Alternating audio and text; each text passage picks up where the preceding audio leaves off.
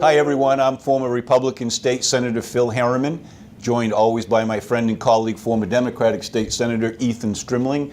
It's that special time of the year where we announce the Political Achievement for Excellence Awards, also known as the Phil and Ethan Awards. Yes. We've culled through all of the political campaigns and activities and results and have determined the winners, beginning with Campaign Director of the Year.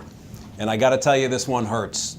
This award goes to a man by the name of Brent Littlefield, which, if you don't know, he and I squared off back at the University of Maine back in like 1990, and he beat me back then. And I'll tell you what, this year, a phenomenal year for him. He was the chief campaign consultant for Paul LePage and for Bruce Poliquin. Two huge victories, the biggest two victories for Republicans this year. So hands down, he's our winner. But we have a runner-up winner. We do indeed. Matt McTighe, who is the campaign director for the Mike Mishu for Governor campaign, helped Mike Mishu go from a congressional candidate to a statewide candidate, kept him on message, delivered what I think was a pretty impressive, multifaceted campaign that came up just a little short. Kept him in the lead the whole time, just wasn't able to close it, but definitely he deserves that runner-up award.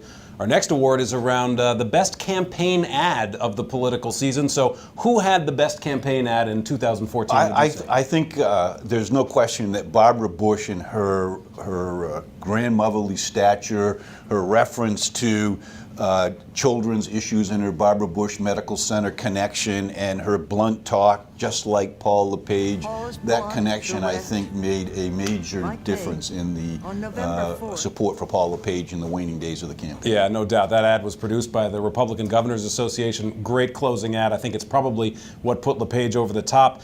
The number 2 ad that we picked this year, that's going to go to the Susan Collins team when they ran the ad that had to do with showing how she had helped to broker the deal to keep to get the federal government back open again. It had quotes from the Today Show, the New York Times, across the political spectrum. Very distinguished people. Really a powerful ad. They ran it in September, I think, just after Labor Day, and not that she had a risk of losing, but boy, that was just an impressive It really spot. Distinguished her from the fray in Washington with her constituents here in the state of Maine. All right, and finally, one more award that we'll talk about today is the Comeback of the Year Award. This is one where we're looking at somebody who was able to rise up from the dead. Our winner of this award, Bruce Poliquin. I mean, here's a guy, he ran for 2 straight primaries, got his butt handed to him, got crushed, but he picked up again.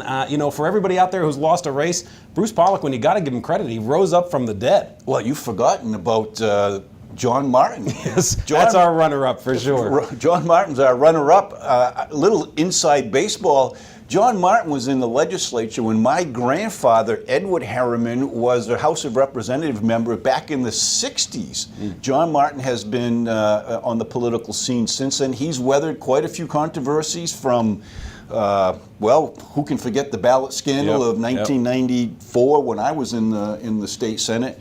And he keeps getting reelected. Yeah, his 24th term this time. That's a new record, and he won that after having lost last time. A lot of people thought he was officially done. So those are a few. We have 10 awards. So there's 7 others. Best debate line. Worst. No, don't give out any more. I'm not going to tell them the answer. I'm just going to tell them best debate line, worst debate line. We got the bonehead play in there. So we got all the best awards, top 10. You can check them out on the Maine Sunday Telegram, Portland Press Herald website.